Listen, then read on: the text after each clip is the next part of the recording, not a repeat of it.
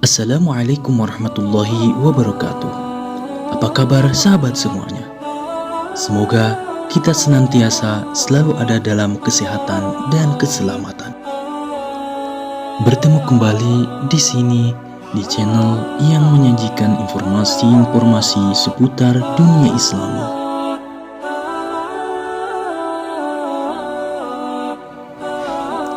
Gunung adalah tanah berbentuk menonjol yang sangat tinggi dan besar.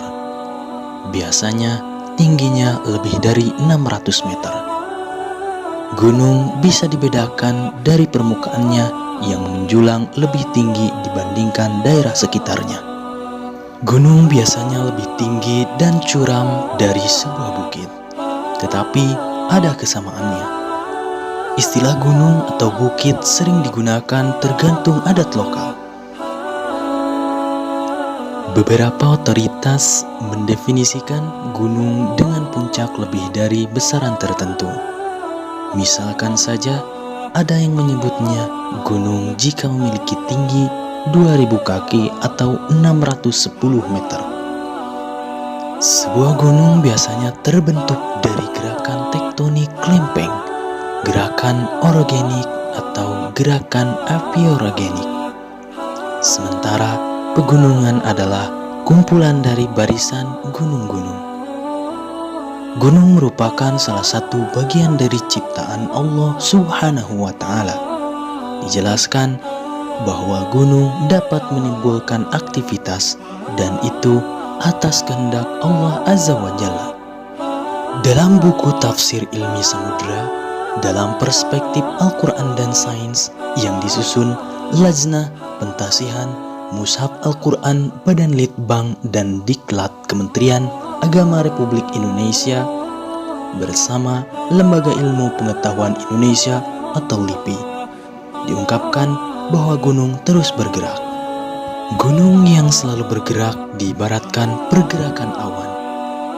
Allah Subhanahu wa Ta'ala menjelaskan hal ini melalui salah satu ayat Al-Quran, yakni dalam surat An-Naml ayat 88. Bismillahirrahmanirrahim.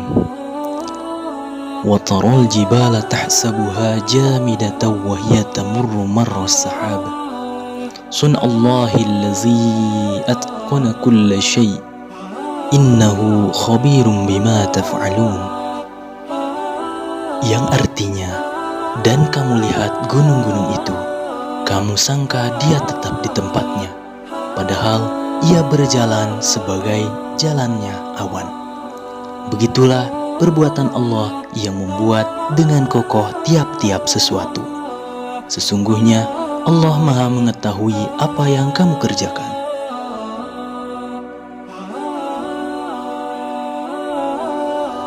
Gerakan gunung-gunung ini disebabkan oleh gerakan kerak bumi tempat mereka berada.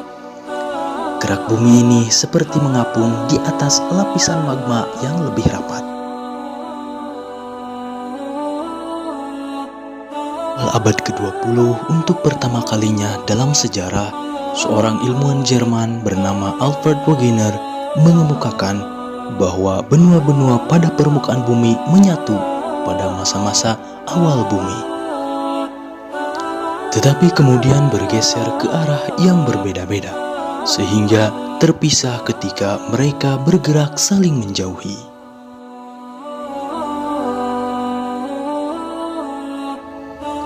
Para ahli geologi memahami kebenaran pernyataan Wegener baru pada tahun 1980,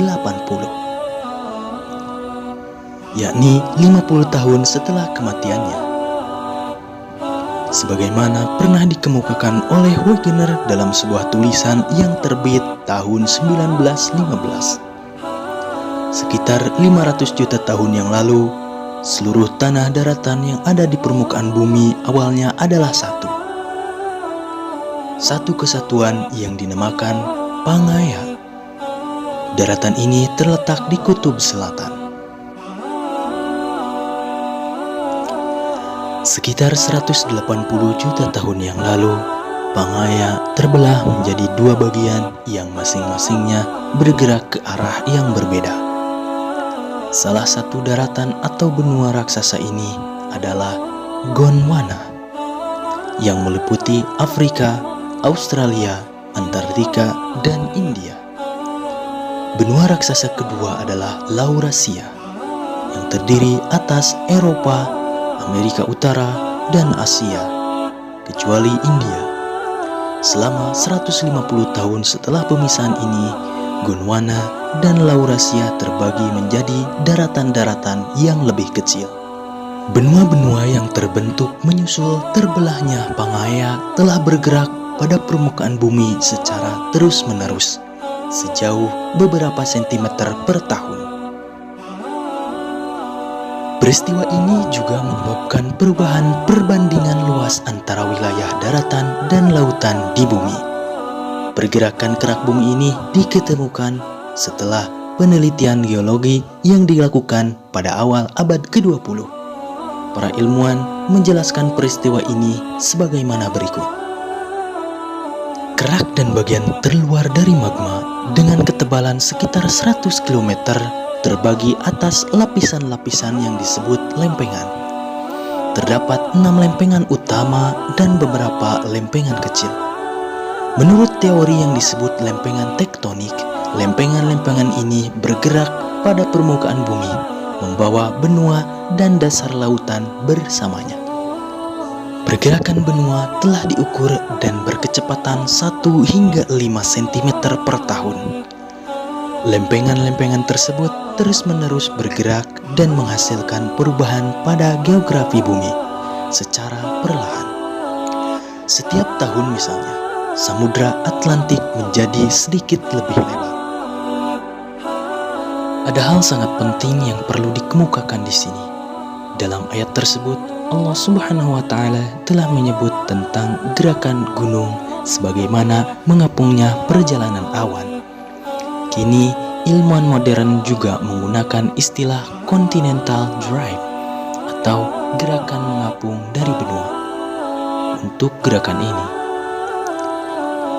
Tidak dipertanyakan lagi adalah salah satu keajaiban Al-Quran bahwa fakta ilmiah ini yang baru-baru saja ditemukan oleh para ilmuwan telah dinyatakan dalam Al-Quran jauh ribuan tahun sebelumnya.